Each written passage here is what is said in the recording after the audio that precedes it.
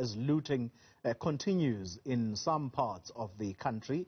Visuals of parents and children raiding stores have been seen. Some experts believe that these incidents are signs of a greater societal problem that meets the eye. Clinical psychologist Dr. Cino Shearer joins us now to touch on the long-term effects of children in particular witnessing either be violence or possibly even their parents being arrested as a result of the ongoing instability in the country. Dr. Shearer, thank you very much for your time. Talk to that very first concern as I introduced you, and it's about young children who are either being used in these protests to try and almost disarm law enforcement to say, well, we can't exactly arrest this parent or we can't exactly manhandle this child because they are young. Talk to us about why it is that people would go to such an extent of using children in order to almost justify and get away with their actions. Well, Kole, it goes to exactly what you said. Women and children and the aged are amongst the most vulnerable in our society. And therefore, in this instance, women and children have been used as a decoy and also as a preventative measure from law enforcement agencies, as you've rightly put it, in order for them to secure arrests and in order for them to stop law enforcement agencies from doing their jobs. It's exactly that, so that some acts of criminality can continue in the country. But what we need to understand is that what happens today in a violent society has a long-lasting impact up until 12 months after the particular violent moment has occurred in the life of a child. Yeah. Meaning that children will suffer for 12 months long after the effect that we see right now. Sure. Talk to us about, there was one particular incident, and I like this because as a storyteller, it's visual. You have the visual element. I saw, and it almost looked like a family, a mother, father, and child. So the mom and dad are apprehended by law enforcement, and you can see that the child was with them, and the child is now being pushed away from them because they clearly are being placed under arrest. And you could just see the trauma in that child's face as they were being pushed away from his parents. And I just could feel for that child because as a parent myself, I wouldn't want to be separated from my own child. The psychological impact of that on that child had these parents actually finally been taken away, because as I watched those visuals, Dr. Shearer, eventually I think those parents did manage to get away, and almost as if law enforcement themselves were simply turning a blind eye, because I think they were aware that this is a bit of a tricky situation for them. Indeed so. A sense of helplessness is one of the side effects. So we've got different side effects. Extended periods of stress is one of them. Depression, helplessness, which is what you witnessed, being numb to future violent exposure, which is a dangerous one, being uncaring towards others, and becoming violent. So these are some of the side effects suffered by children who witnessed violence.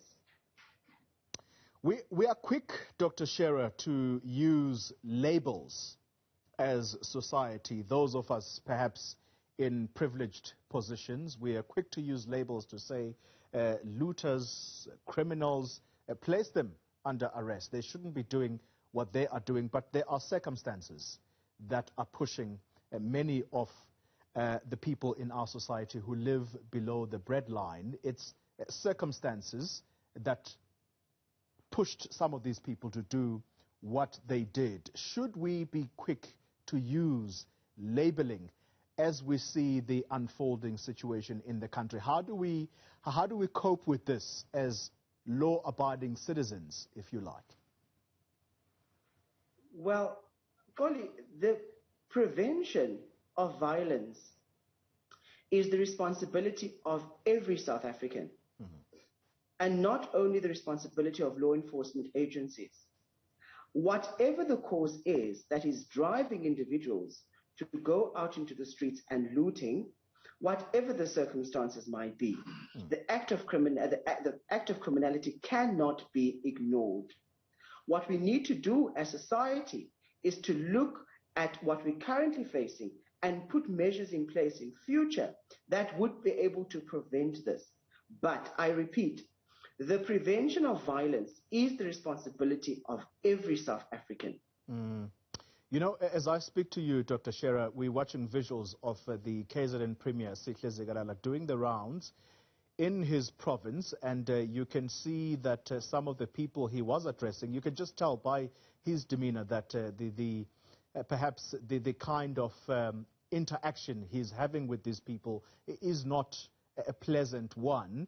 I want to talk about the adults who are involved in this looting. I mean, watching visuals of elderly women being placed under arrest or being pulled by law enforcement officers to be perhaps taken into the back of the van, being reduced to a common criminal, a thief, a mother who probably is 40, 50 years old.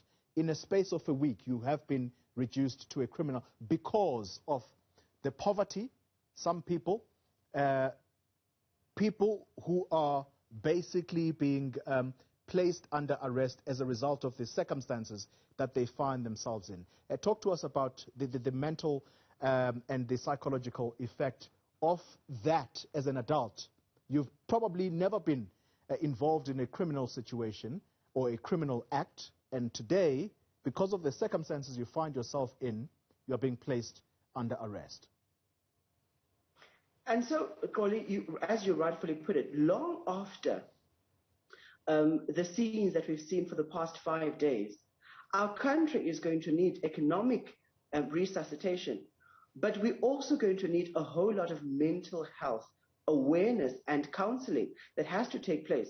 We also need to understand that for an adult to be placed into such a violent society and for them to witness the violence that has been taking place for the past 5 days, this, of course, will have huge psychological and physical it will be physically detriment to those individuals who are suffering it, and to all of us who are witnessing it on television on a daily basis, and those who are working on the ground. Yeah. So we are going to need a lot of mental health awareness and counseling as a nation. Sure. Dr. Shearer, I have to wrap up with you because the situation on the ground, as you will know, very fluid. Pictures that we just ran for you. Our reporters are busy, running around as police try to make arrests. There is one particular moment, and I wonder if my team is able to show that. I know that we're busy with live visuals, but there is one specific one. A mother, Dr. Shearer, a mother in a burning building. She is in a level that's higher up. She had to stand almost on a balcony to throw her baby. That baby perhaps is probably a few months old.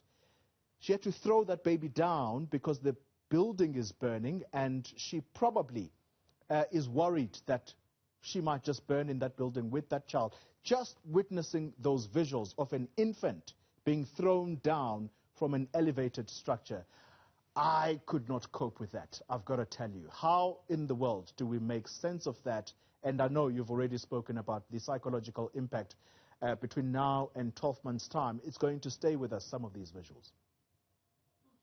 A sense of helplessness and depression certainly is to follow the country from a psychological perspective, and this is what we've got to guard against. We've got to be able to have conversations about what's currently happening in our country as healthcare practitioners and also as members of society. The more we talk about it and the more we share this and the more we share visuals of what's currently happening, this is what is going to carry us through. Dr. Shearer, thank you very much for your time. And